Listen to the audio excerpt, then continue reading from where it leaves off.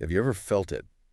You know, that quiet, persistent hum in the background? Mm. A subtle pressure, maybe almost imperceptible at first, but it just sort of lingers. Yeah, I know exactly what you mean. It's definitely not that, like, explosive roar of Wow. anger. It's not some big dramatic confrontation, but it's there. Right. Maybe someone crossed a line, perhaps not even intentionally, or maybe it happened, again and again. Hmm.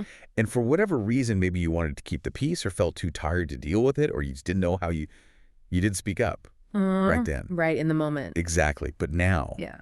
now you're just kind of stuck with this feeling, this quiet weight, an irritation that just won't fade. It feels corrosive. That feeling, yeah, that specific emotional residue, that's resentment. It's an experience almost everyone can relate to, I think, though maybe we don't always consciously label it that way. Right. It doesn't burst onto the scene, like a sudden flame. It really does creep in. It's more like emotional sediment boring up gradually Yeah. over time in those quiet corners of your mind. Sediment. That's a good word for it. Yeah, and unlike that immediate anger, which can, ignite and then maybe burn out, resentment has this far more persistent, almost insidious quality. Hmm. Insidious. And that persistence, well, that's precisely what makes it so impactful. Hmm. Because it silently builds walls, not just between you and other people, but also within yourself. It subtly colors your perceptions, it can twist your relationships, and it often significantly clouds your emotional clarity, a lot of times without you even realizing just how much influence it has. And that's the really sneaky part, isn't it? It chips away at your self-trust. Yep.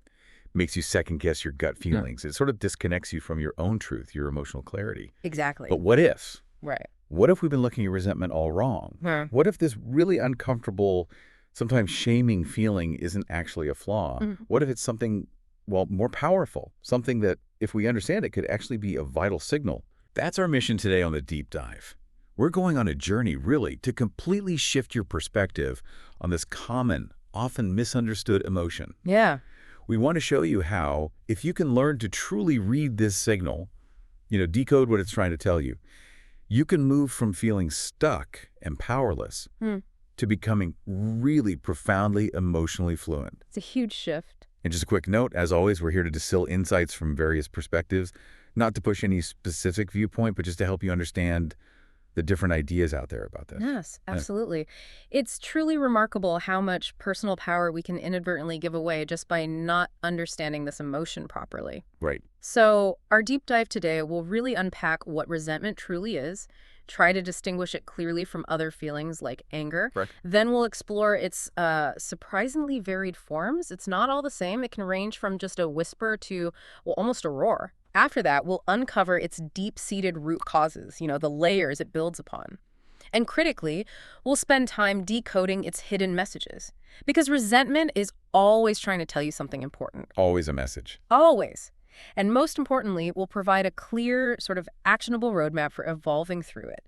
This isn't about ignoring the feeling or pretending it doesn't hurt, bypassing the discomfort. Quick fixes. Exactly. It's about consciously working with it, using it as a really profound tool for growth, actually, to become stronger, more honest, and ultimately just more free in your emotional life. You absolutely don't have to stay stuck with the feeling. Okay, I like that. Working with it. Mm-hmm. So let's start by pulling back the curtain on this quiet accumulator, as you called it, what resentment really is. Right. When we think of strong emotions, our minds often jump to the big stuff, right? Dramatic outbursts. Yeah, the fireworks. Exactly. But resentment is like the master of subtlety. It often operates below the radar. Like you said, it's not loud. It's not a full-blown meltdown or a shouting match. Not at all. Instead, it's quiet. It lingers. It feels like that emotional sediment you mentioned, building up layer by layer over time. Mm-hmm. And this happens mostly when our fundamental needs are, consistently ignored, or when our personal boundaries get crossed. And crucially, often without any clear resolution or acknowledgement. It just sits there, undigested. Undigested is a great way to put it. And if we think about it in the broader context of human emotion, resentment is really a complex blend, almost like a cocktail of several uncomfortable feelings all mixed together. Okay, like what? Well, you'll definitely find notes of frustration in there, deep disappointment, often a pervasive bitterness, and underneath it all, frequently a profound sense of helplessness. Helplessness, yeah. And it's so vital to differentiate it from immediate anger, because that distinction, that's the key to actually addressing it effectively. Oh, sorry. Well, anger typically flares up right in the moment. It's often a direct, energetic response to something you perceive as wrong or unjust. It's usually sharp, acute. Resentment, though, that's what happens after the moment has passed. Or maybe after lots of those moments have piled up. It festers. Esters, yeah. It's that gnawing feeling you get when you tell yourself, it's fine, I'm totally fine. But deep down, in that quiet, knowing place inside, you know it is absolutely, definitely not fine. We've all been there. Oh, absolutely. It's the emotional echo of pain that hasn't been addressed. And sometimes, maybe we don't even recognize it for what it is at first. Yeah. It can show up in really subtle, almost camouflaged ways. Totally. Like what? Like maybe you notice this persistent tension just sitting in your shoulders or your jaw, or perhaps you find your thoughts just drifting into these passive-aggressive internal monologues about someone. Replaying things in your head. Exactly. Yeah. Or it could even show up as this puzzling, sudden indifference, like a creeping emotional distance from someone you once cared about, and you can't quite figure out why. Yeah, that withdrawal. It's that unspoken thing, that quiet inner voice whispering, I didn't speak up then, but I desperately wish you knew how this felt. It's like silently tallying up the slights, wishing for some recognition or apology that just never arrives. Which brings us right back to that fundamental question. Hmm. What really sets anger apart from resentment? Okay. The key difference, I think, lies in their inherent intention and the kind of energy they carry. Anger, at its core, is usually an active emotion. Active. Yeah, it typically wants to change something, to correct a wrong, express a boundary, maybe spur some action. It's usually an outward-directed energy, a clear call to address or fix a situation. It basically says, this is wrong and something needs to be done about it now. Got it. Like a catalyst. Precisely. Resentment, on the other hand, often signifies a point where you've kind of already given up on the possibility of change. Okay. It carries this implicit assumption that nothing will change, or maybe that you don't have the power to make a change. So instead of acting on the hurt, it internalizes it. You just sit with the pain, and it becomes stagnant. So it's like stuck anger. That's a great way to think about it. It's like anger that has nowhere to go, so it turns inward, becomes heavy, passive. Wow. So when we understand that difference, that resentment is this kind of low-level emotional static, this quiet hum, signifying that feeling of powerlessness, that understanding becomes the absolute first really crucial step towards regaining some control. Exactly. Because if you can name it, Right. if you can accurately identify it, acknowledge it's there, then you can actually start to work with it. Okay. And that shift right there, from being sort of a victim of the feeling to being an active participant in understanding it, that's the very beginning of evolving past it. Transforming something that feels corrosive into something potentially constructive. That's a powerful reframe. I like that. It really is. And it leads us perfectly into exploring the nuanced spectrum of resentment. Wow. Because it's definitely not just one A thing. spectrum. Okay. Yeah, and what's fascinating is how rarely resentment shows up as, obvious, easily identifiable hostility. It's much sneakier than that. It prefers to wear masks. Like what kind of masks? Well, it could look like seemingly mild irritation that just doesn't go away. Or a sharp edge in your sarcasm that surprises even you. Maybe a subtle coldness towards someone. Or even an overly polite, almost fake niceness that feels really disingenuous. The fake politeness one is interesting. It is. And this hidden nature is exactly what makes it so insidious.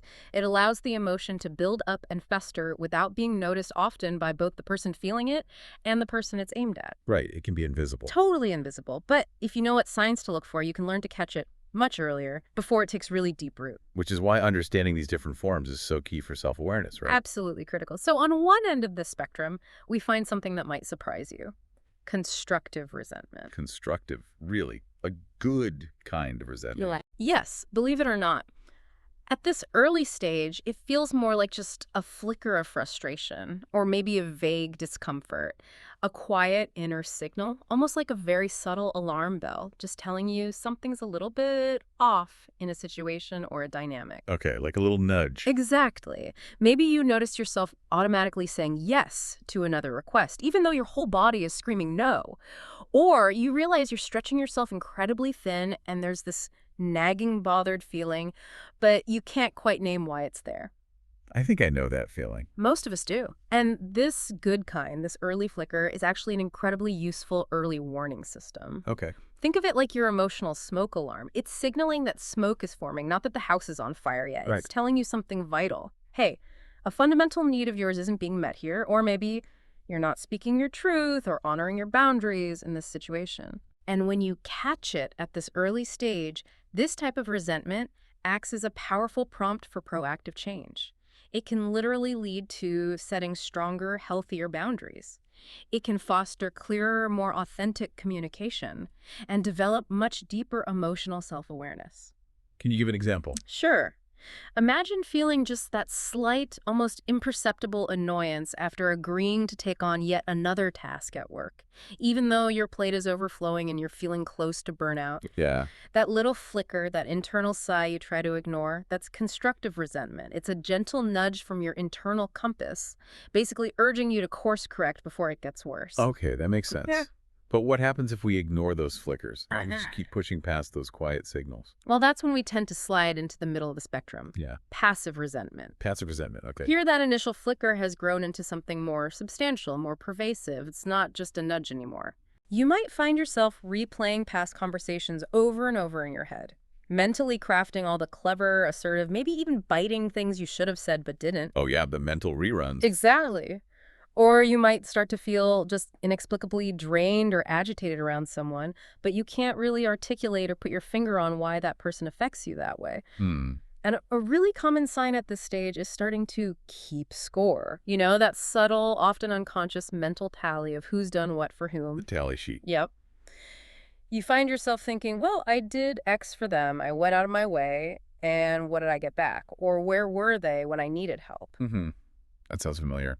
This stage really points to a deeper level of unaddressed issues. It's moved beyond just a fleeting annoyance into a more sustained internal state. It leads to a lot of mental rumination, where your thoughts get consumed by the perceived slights, and a subtle, often unconscious, emotional withdrawal starts to happen. Even if you don't mean to withdraw. Exactly. And while it's still mostly an internal experience at this point, this is precisely where the erosion of trust and intimacy really starts to pick up speed over time, even if nothing is ever actually said out loud. Wow. The internal narrative, that story you tell yourself about the injustice or being unappreciated, it just becomes more and more dominant. It starts overshadowing your present interactions and coloring all your perceptions of the person or the situation. It's a very quiet but really powerful form of emotional self-sabotage, actually. Okay, so that's passive. What's the next stage if it keeps going unaddressed? Unfortunately, if left unchecked, this passive state often progresses to the far end of the spectrum, which is active resentment. Active. Oh. Okay. This sounds more obvious. It often is. This is when the emotion just can't be contained internally anymore. It starts to manifest outwardly, though still, interestingly, often indirectly. But it definitely impacts your behavior and your relationships in noticeable ways. How does that look? You might find yourself openly criticizing someone, maybe even snapping at them, but often for something completely unrelated to the original issue that caused the resentment in the first place. Misdirected anger, kind of. Exactly.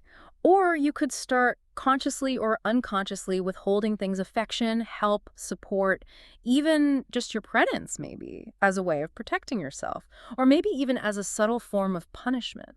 The silent treatment, maybe? That could be Yeah. part of it, yeah. And at this critical stage, you're not just questioning a specific moment or interaction anymore. You start to question the entire relationship, the whole dynamic, and its fundamental worth. Yeah, it sounds really damaging. It truly is. This is when resentment becomes overtly harmful. It goes beyond your internal suffering and spills out into external expression, often in really unhealthy and destructive ways. Yeah. And the real danger here is that most people, both the ones feeling it and the ones it's directed towards, only really notice it once it's reached this active stage. When it's already doing damage. Precisely. By then, it's moved way beyond being a useful signal, that helpful emotional guide. It's transformed into this heavy, corrosive emotional weight that significantly impacts your choices and your reactions. It's no longer gently guiding you towards growth or clarity. It's actively driving your behavior, often destructively. It sabotages your peace of mind and, very likely, your connections with others. Wow. Okay. So the crucial takeaway here, the main point we really want everyone to get is this. Yeah. The earlier you can spot resentment on this spectrum, Mm-hmm. the more agency, the more power you have to shift its path. you can potentially transform it into something useful, something transformative, instead of letting it become this corrosive force. Absolutely. Catch it as that flicker, and you can course correct with more grace. You can set boundaries, communicate effectively, but let it build, let it fester, and you're left navigating a much tougher, much more complicated emotional landscape where repair becomes significantly harder. Right. Makes total sense. Okay, so we've explored what resentment is, how it shows up in these different forms. Now, let's dig much deeper into why. Why do we feel it in the first place? Because it doesn't just appear out of the blue, right? Rarely, if ever. It's not usually spontaneous. Instead, it seems like it's meticulously built on layers. You mentioned this earlier, typically starting with unmet expectations, followed by maybe a thick layer of silence, and then often topped off with this profound sense of self-betrayal. That's a great summary. And understanding these foundational layers is absolutely vital, not just for identifying resentment, but for truly deconstructing it and addressing it effectively. Okay, so what's the first layer? The foundation. The first foundational layer, the real bedrock of resentment, is almost always unmet needs. Unmet needs. Yeah.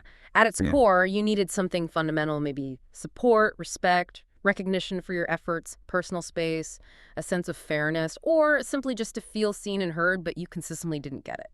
And this isn't about being needy in the bad way. Not at all. It's simply about being human. We all have basic emotional requirements for our well-being.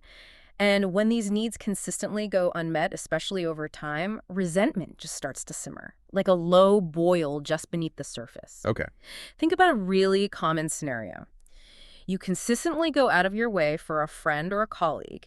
You offer your time, your energy, your resources freely. Mm-hmm. But then when you genuinely need help or just some reciprocity, they're nowhere to be found. Or maybe their response is minimal, dismissive. Yeah, that imbalance. Exactly. That consistent imbalance creates a significant emotional deficit. It's like an internal emotional debt that just keeps accumulating, steadily eroding your reserves and feeding that resentment. Okay, unmet needs. That makes sense. What's the next layer usually built on top of that? So often, those unmet needs are tied directly to the second layer, unspoken expectations. The unspoken stuff. This feels big. It really is.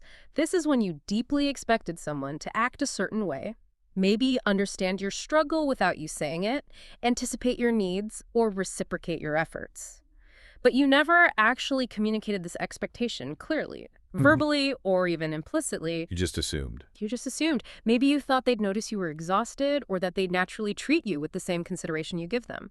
And when these deeply held but unexpressed expectations aren't met, resentment quietly but powerfully fills that gap. That feels like such a common trap in relationships. It's huge, both personal and professional. This expectation of mind reading. It's a painful truth, but no one, no matter how close you are or how empathetic they are, can consistently meet expectations they don't even know exist. So true. And this brings up a really important point about how deeply ingrained things like cultural norms or even just our own past personal experiences can foster and reinforce these unspoken expectations. How so? Well, we often carry around these unexamined assumptions about how others should behave, right?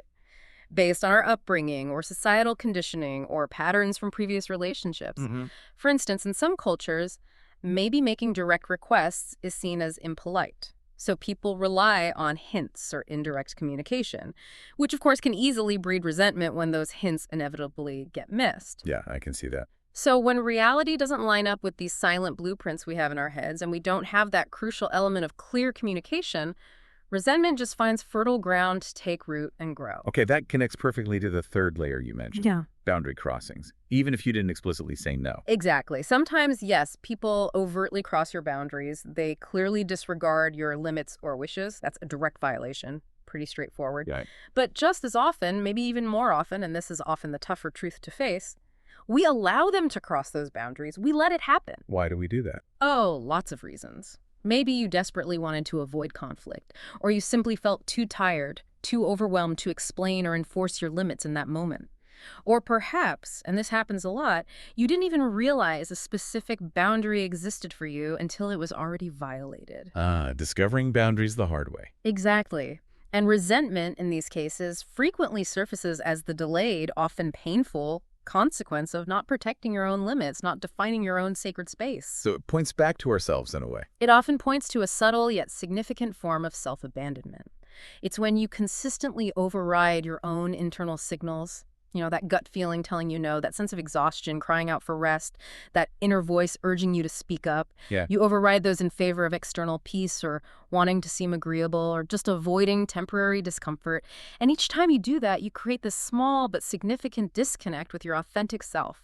You prioritize external harmony over your internal integrity. And resentment is the result. Resentment then becomes the symptom of that internal split. It's like the quiet protest of your true self being neglected or ignored.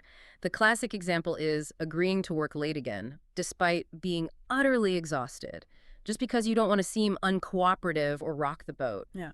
Each yes that goes against your inner no just fuels that simmering resentment. Okay. Unmet needs, unspoken expectations, boundary crossings. What else contributes? Then there's the subtle but really powerful emotional holding pattern. Emotional suppression. Suppression, just stuffing it down. Pretty much. You told yourself, maybe over and over, it's not a big deal, I can handle it, I'm fine. You consciously or unconsciously swallowed your anger, your hurt, your disappointment, maybe to avoid seeming dramatic or too sensitive, or just to keep up that nice or agreeable persona. Right, trying to be the easygoing one. Exactly. But here's the critical truth. Unexpressed emotions don't just magically disappear into thin air. They don't vanish because you wish them away. Where do they go? They reroute, they build up inside, they transform that vibrant, active, emotional energy into that quiet, persistent, and ultimately corrosive resentment. So ignoring it doesn't work. It really reveals the profound illusion of getting over something by simply ignoring it or pushing it down.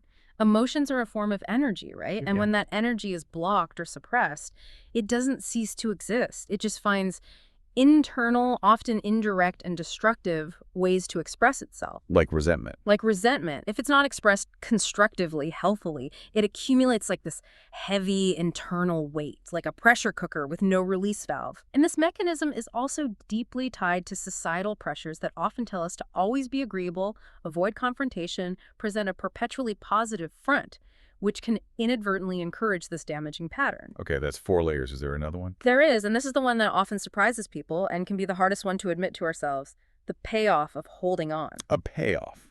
How can resentment have a payoff? It sounds paradoxical, right? But holding on to resentment can actually feel purposeful, even weirdly beneficial in the short term. Oh. Well, it can feel deeply protective, like an invisible shield preventing you from being vulnerable or getting hurt again in the same way. Okay, like self-defense. Sort of. It might also give you this subtle, maybe unconscious sense of being right or morally superior in the situation. It validates your pain. The righteousness. Yeah. And it can even provide a false sense of control over the narrative, or maybe even control over the other person in your own mind as you mentally replay their perceived wrongdoings over and over. Wow. That's a really crucial but often overlooked aspect, isn't it? It really is. It helps explain why resentment can be so incredibly sticky, so hard to truly let go of. That short-term psychological payoff, feeling justified, feeling like you have the moral high ground, feeling protected from more pain, it masks the truly steep, long-term emotional cost. So the benefit keeps us stuck. It's almost like our ego builds a fortress around that hurt.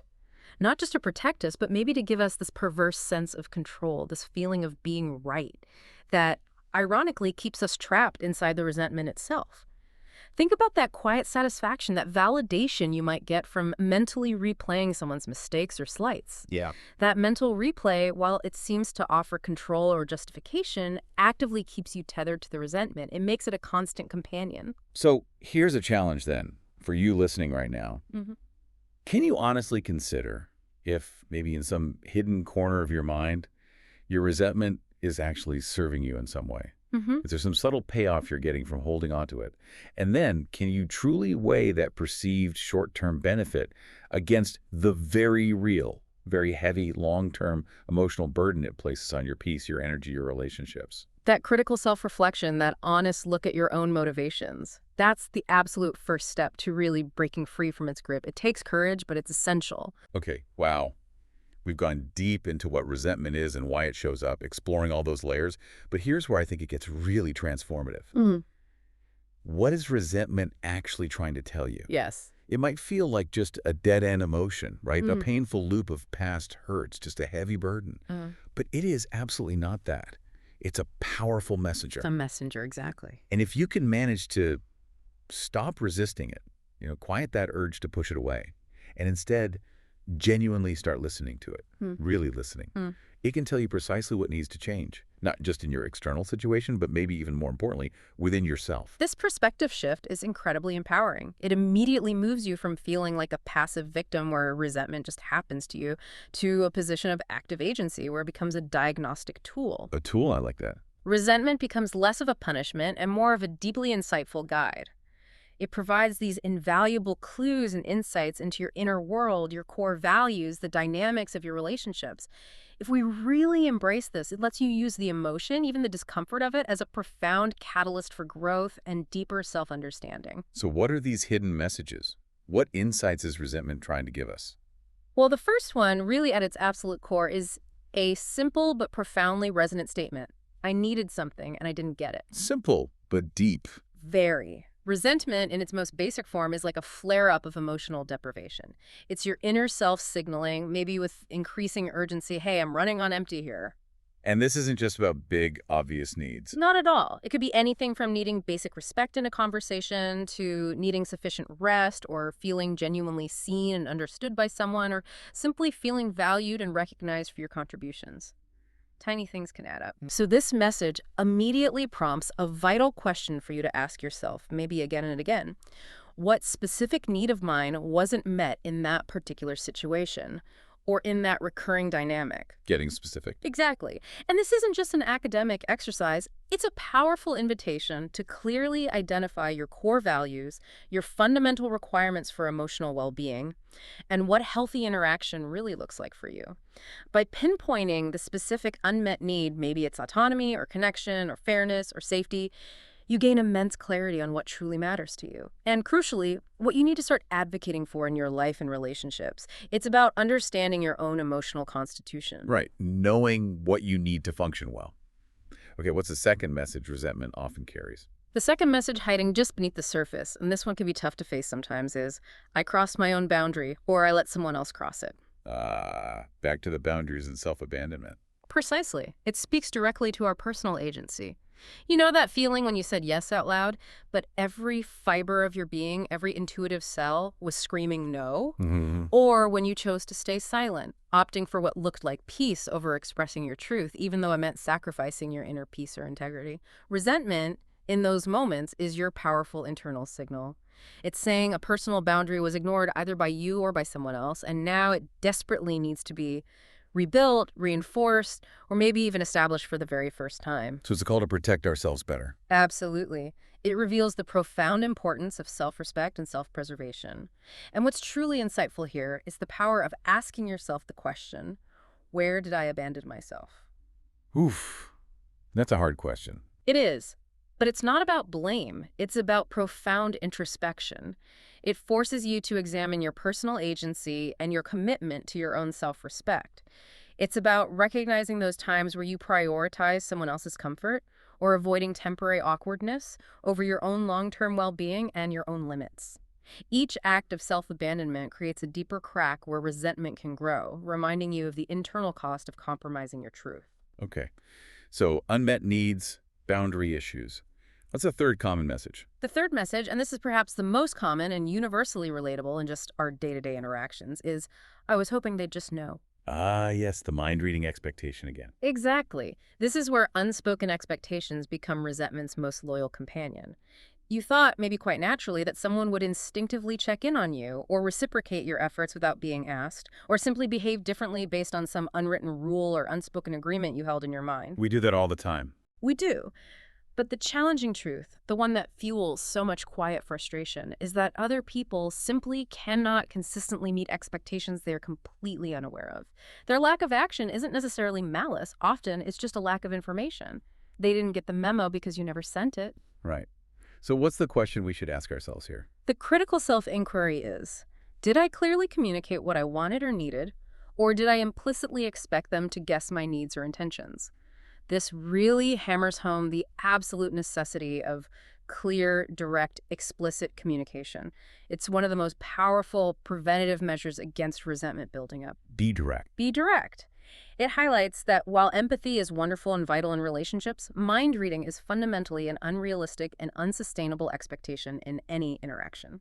Clarity on your part significantly reduces the breeding ground for resentment, not just for you, but often for the other person too.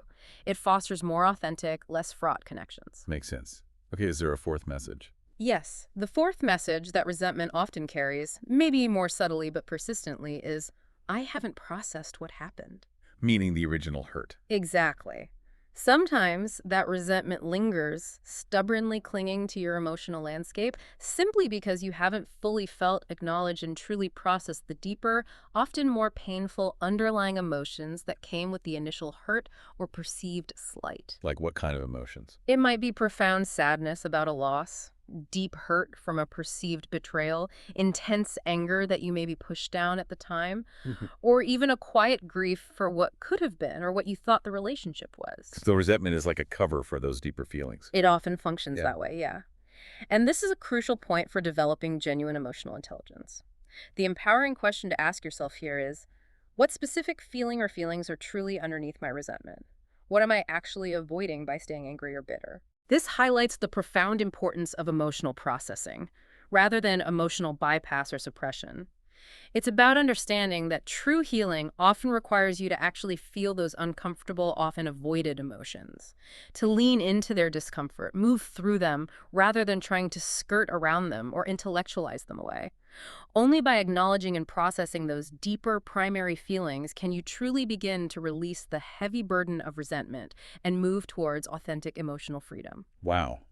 Okay, so if resentment is this powerful messenger, revealing so much about our unmet needs, our boundaries, our unprocessed feelings, how do we actually evolve through it? How do we work with it? Right, the how-to. Because like we said, this isn't about just skipping over it, pretending it never happened, or wishing it away. You can't just bypass your way out of resentment. Absolutely not. But you absolutely can work through it. The goal here isn't denying the pain or the past hurts.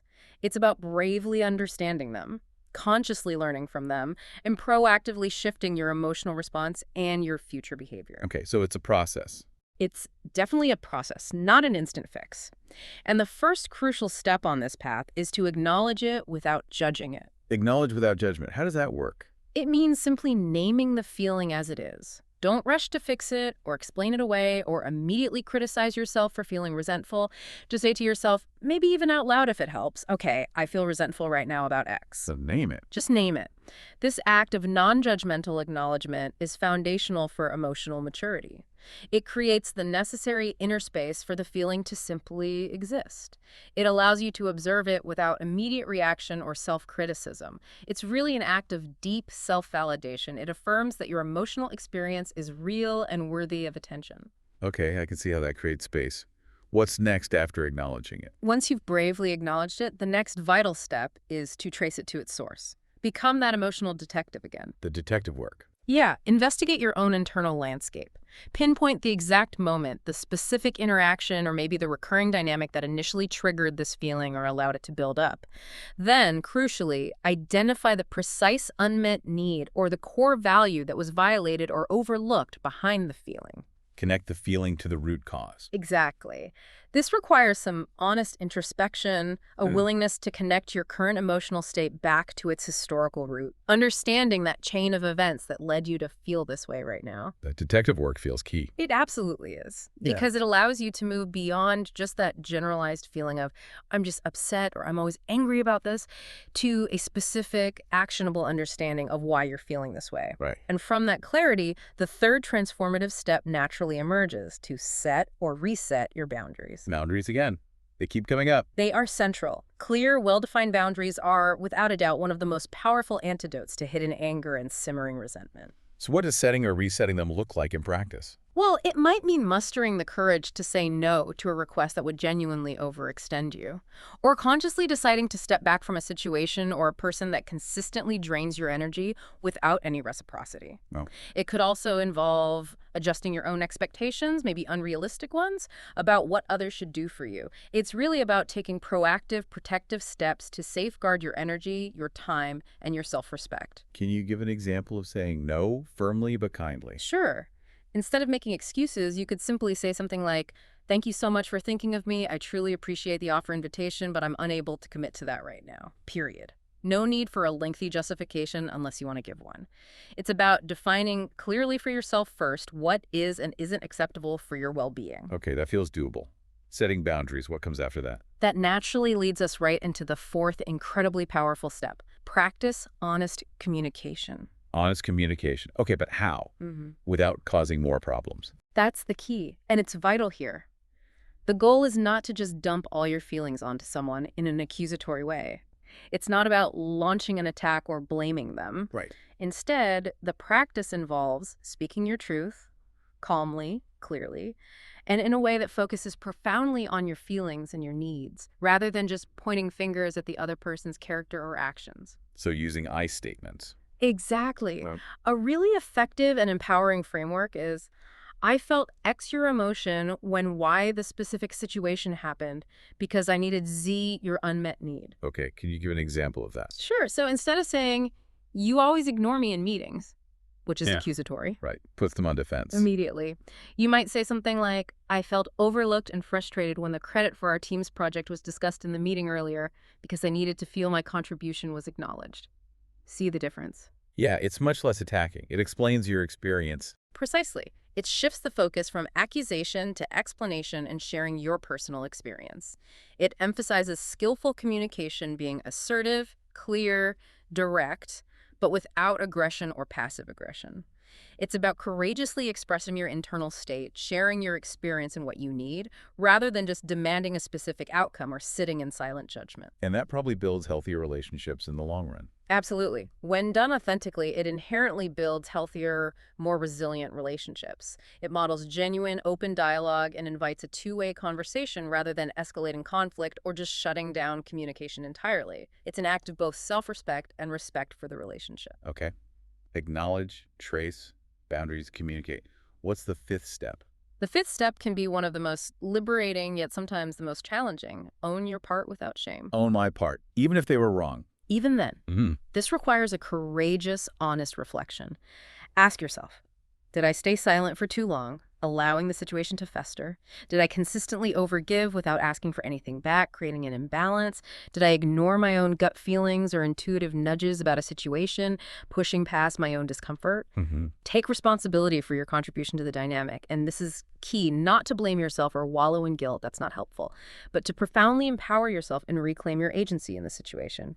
It's about understanding your own patterns so you can choose differently next time. So it's not about blame. It's about empowerment through understanding my role. Exactly. This step is fundamentally about self-accountability as a direct and powerful path to freedom. Understanding your own patterns, the ways you might inadvertently contribute to, enable, or allow situations that breed resentment is absolutely crucial for breaking those cycles. This deep self-awareness prevents those old patterns from repeating.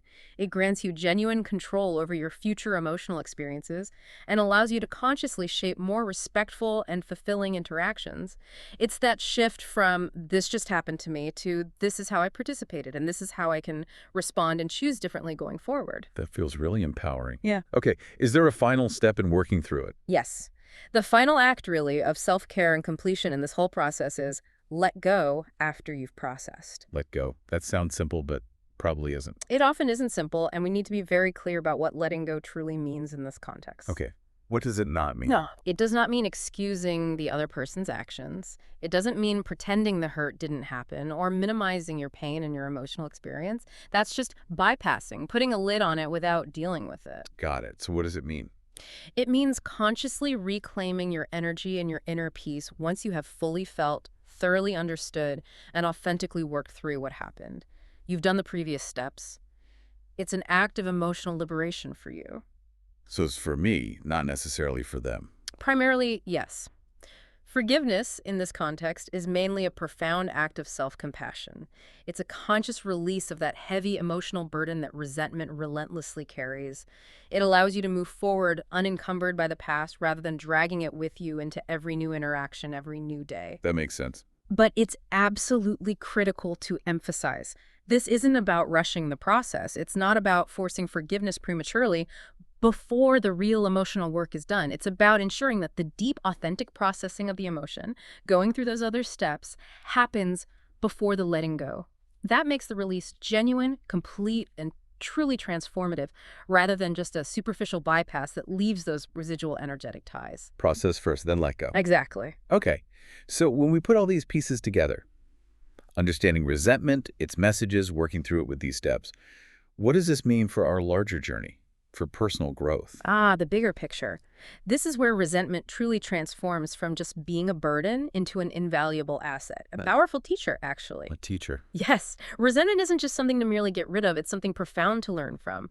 When you approach it correctly, when you lean into its signals and bravely decode its messages, it can significantly sharpen and expand your emotional intelligence in ways you might not have even imagined. This truly is the ultimate payoff. So it's not just about feeling better, it's about getting smarter emotionally. Absolutely. This positive reframing shows the immense, often hidden value within what we usually see as a deeply uncomfortable, even negative emotion. Firstly, and perhaps most importantly, engaging with resentment actively deepens your self-awareness. How so? It forces you to look inward, to truly understand your own limits, your fundamental core needs that must be met for your well-being, and your unique emotional triggers. It essentially provides this detailed, personalized roadmap to your inner landscape. It reveals with profound clarity what truly matters to you and exactly where your emotional vulnerabilities and strengths lie. Okay, a roadmap to yourself. I like that. And as you start navigating that internal map, using the insights resentment provides, it also profoundly shows you your blind spots. Are a blind spot. Yeah, you start to learn precisely where you might have consistently overextended yourself in the past, where you've habitually avoided necessary, even if difficult, conversations, or where you've made unwarranted, uncommunicated assumptions about other people's intentions or actions. It helps you clearly see recurring patterns in your own behavior, your thought processes, your communication styles that might be inadvertently contributing to your ongoing discomfort and struggles.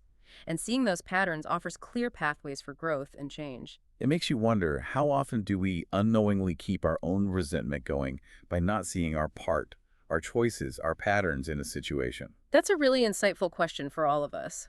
Furthermore, by forcing you to confront those unspoken truths, resentment powerfully pushes you to speak truthfully. The honest communication piece again. Yes, real honesty not just with yourself about your true feelings and needs, but also with others about your boundaries, your expectations, your experiences. It's a foundational cornerstone of emotional fluency and authentic connection.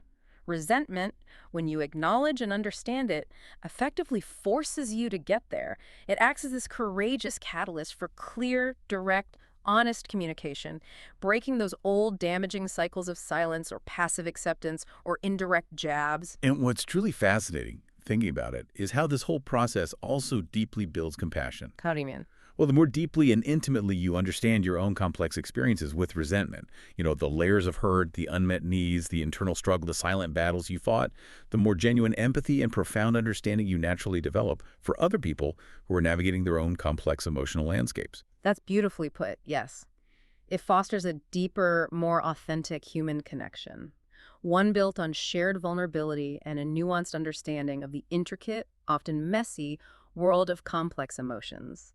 It becomes a pathway to seeing others and ourselves with greater grace. Exactly. And finally, maybe most importantly, working through resentment in this conscious, deliberate way teaches you to honor your emotions. All of them. Yes. Instead of habitually suppressing them, pushing them down, trying to bypass them with superficial positive thinking or just intellectualizing them away, resentment teaches you this profound lesson: to truly listen to your emotions, to validate them as legitimate and valuable signals, and to consciously evolve through them. So it's about having a healthier relationship with our whole emotional range. Precisely. Seeing all your emotions, even the uncomfortable ones, not as obstacles to be overcome or enemies to be vanquished, but as vital, dynamic guides for continuous growth and profound personal development. Ultimately, this whole approach transforms resentment from being just a bad feeling, a source of shame or discomfort, into invaluable feedback. It's a profound gift, really, if you choose to see it and engage with it that way. So let's just quickly recap and reframe what we've explored today in this deep dive. Resentment is not in any way a personal failure. Quite the opposite. It's powerful, crucial feedback from your inner self. Right. Feedback, not failure. Exactly. When you choose to ignore it, push it away, pretend it doesn't exist, it inevitably creates internal walls within you that block your natural emotional flow. And it builds external walls that subtly push others away, even people you care about. But when you bravely face it head on, when you lean into its lessons and actively work with its signals, it opens doors. Doors to profound personal growth, deeper emotional intelligence, and far more authentic, resilient connections with the world around you. It really does illuminate what needs to be said, doesn't it? Yeah. Where your personal boundaries need to be courageously rebuilt and maybe fiercely reinforced. And perhaps most crucially, how to stop silently giving your power away bit by bit in your relationships, your work, every area of your life. Mm. You really don't have to let resentment poison your peace any longer. Yeah. Instead, you can consciously and actively use it.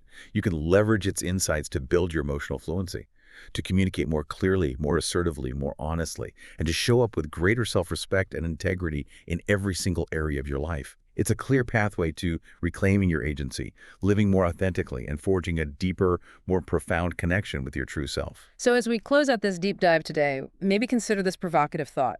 If every uncomfortable emotion is in fact a signal, a vital messenger from your inner self, Then what other unpleasant or challenging feelings might you currently be ignoring or pushing down in your life right now? What other subtle hums, what other quiet tensions are you perhaps overlooking that could actually unlock deeper levels of self-awareness, personal power, and profound clarity?